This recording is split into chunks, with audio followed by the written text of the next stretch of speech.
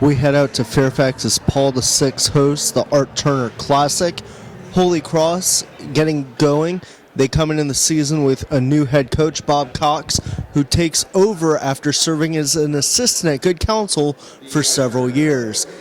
In the first game, let's see what the Tartans could do. Holy Cross gets this bucket early in the third quarter, cutting St. Joe's lead to 27-22.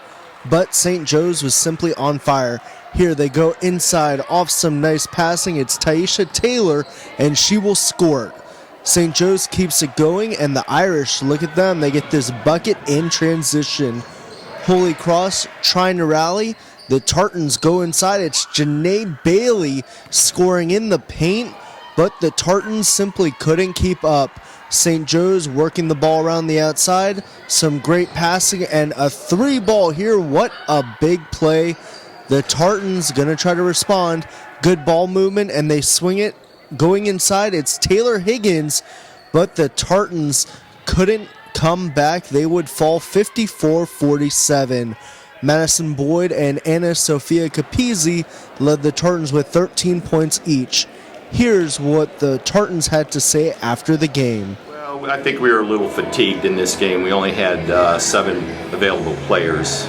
We had 2 that were injured and 2 that were out. So we were pretty thin and a little inexperienced with a couple of freshmen in there that played a lot of minutes. All right, so I haven't really had a chance to see you guys yet this season. Who are going to be your go-to players this year? Well, it would be mainly our 2 seniors and our all 5 of our starters actually. Anna Sophia and Janae Bailey will be our biggest ones. And what do they bring to the table for you guys? Anna Sophia is a great 3-point shooter, and Janae's a presence force inside. And then some of the young newcomers to the varsity, who will we be talking about come February? We'll be talking about Kiara Beckham and Julia Mazzotti. And how good can this team be? What are your expectations within the WCAC? Well, my expectations are try to finish in the top 5 in the league during the regular season, and hopefully we'll be on the floor at AU. Stay at the pack, as the Panthers like to call it. St. John's getting ready to battle Life Center, another big-time matchup at this marquee event that brought out a slew of college coaches. Sarah Overcash getting the start, and she would do more than hair flipping in this game. Let's call that foreshadowing. Let's pick up the action now. First quarter, Life Center, a huge block here. Wow, what a play. But Beverly would make up for it here. She gets around the defense, finds Overcash, and score. St. John's trying to dig out of an 8-0 hole. The Cadets would continue the run off the turnover. Beverly to Aisha Shepard, and wow, what a shot and the foul. Cadets coming within 17-12 in the first half. St. John's keeping it going, stepping up on defense here.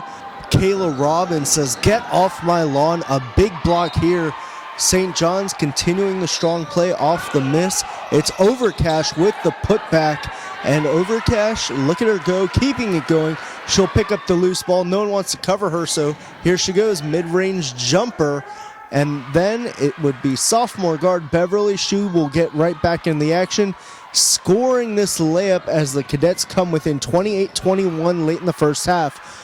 But Life Center continues their toward pace. Here, a buzzer-beating 3 before half, and that would give them a double-digit lead.